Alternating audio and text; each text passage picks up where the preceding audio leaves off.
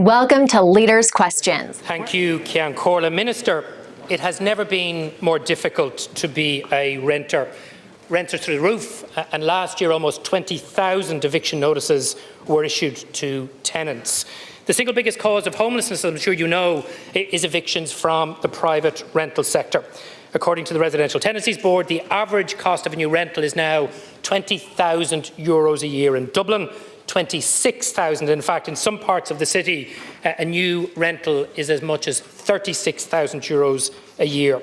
New rents increased by almost 5% in the last 12 months, existing rents by 6%, and even in rent pressure zones, rents are increasing above the 2% cap in almost all of our cities. Dublin, Cork, Galway, Limerick and Waterford. Last year, rents for existing renters rose between 4 and 5%. And indeed, since 2020, under your and your colleagues' watch, rents have increased by an astonishing 40%. And of course, your renters' tax credit has been swallowed up by rent increases for landlords. And all the while, your failure to meet your own social, affordable and private for purchase targets means that many people who do not want to be in the private rental sector are trapped there in insecure and expensive accommodation. Now, during the election campaign, Fine Gael promised to retain the rent pressure zones. Your own party's manifesto said you would review the effectiveness of RPZs. And there is no mention at all in the programme for government of ending the caps. But on Sunday, Micheál Martin suggested just that.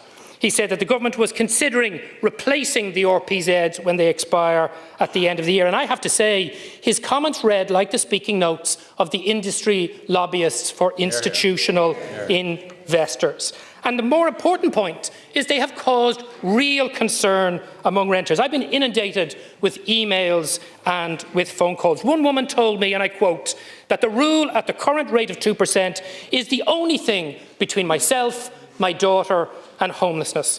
This woman is 70. She works to pay the rent. Her daughter has special needs.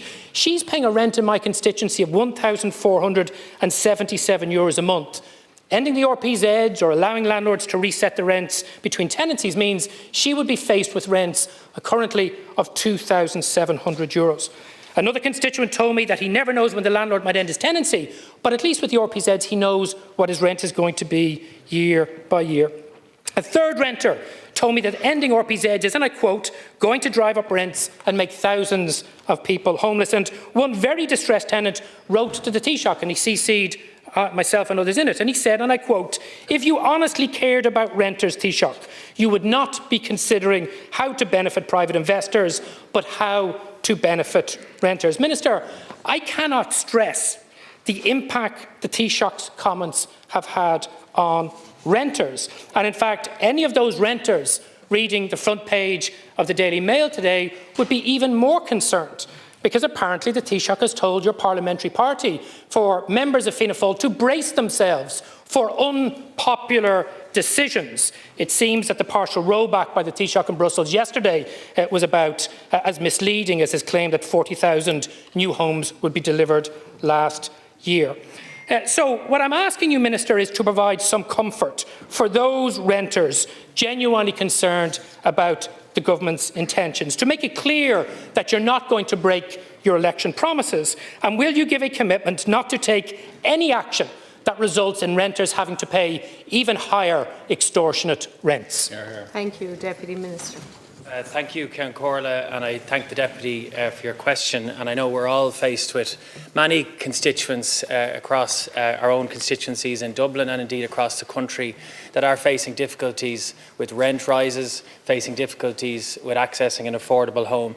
And that's why housing policy is the single biggest issue for this government and why we want to take further action when it comes to housing. And I can assure the House that this government is absolutely committed to delivering more homes quickly for people, be it to rent or to own.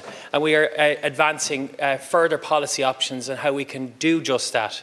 And I want to be very clear that the Taoiseach said that he is open to the possibility of developing an alternative system to rent pressure zones, which protects renters but also enables people to have a clear, stable environment in which to invest. This is not about increasing rents for tenants. It's about increasing supply, which will ultimately reduce rents. And I think it's incumbent on all of us in this House to be willing to examine all policy options and look at different approaches and models, because it is clear we need to build more homes in this country and we need to increase the pace at which we build them. We fully recognise the need to protect and support renters, and that's why we advanced further progress for renters in the context of the renters' tax credit in the last budget.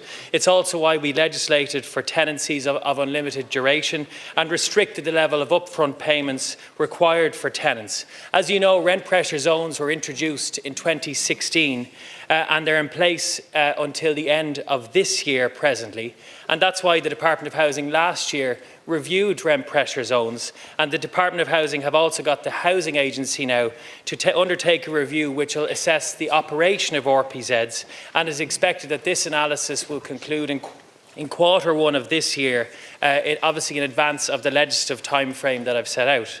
And any potential future policy options or amendments that will arise from the review will be brought to government, considered carefully, and obviously coordinated by the Minister for Housing. And let me be absolutely clear to you, there is no predetermined outcome to this review. A well-functioning private rental market is a necessity and has to work for tenants and for landlords. As the Housing Commission report noted last year, the available evidence indicates that the impact of RPZs has been mixed. And 8 years on, we need to ensure that the system is fit for purpose, that it protects tenants, but that it does not deter landlords. Without landlords and investors, there isn't a private rental market. Changes to any aspect of housing policy must be looked at in the round. We need a system that increases and encourages development activity and supply, reduces costs for homeowners and renters, and provides for stability and certainty for all concerned.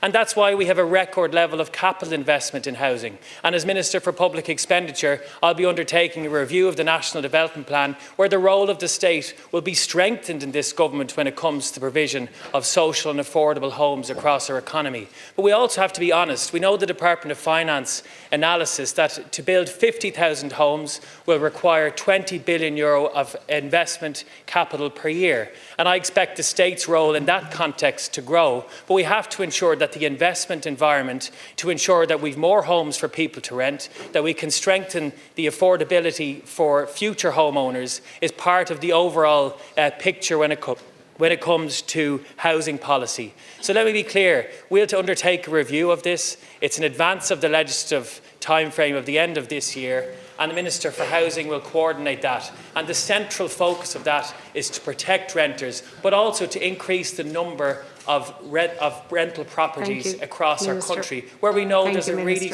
restrictive shortage of supply. Thank you, Minister. Deputy Ó Broin to respond.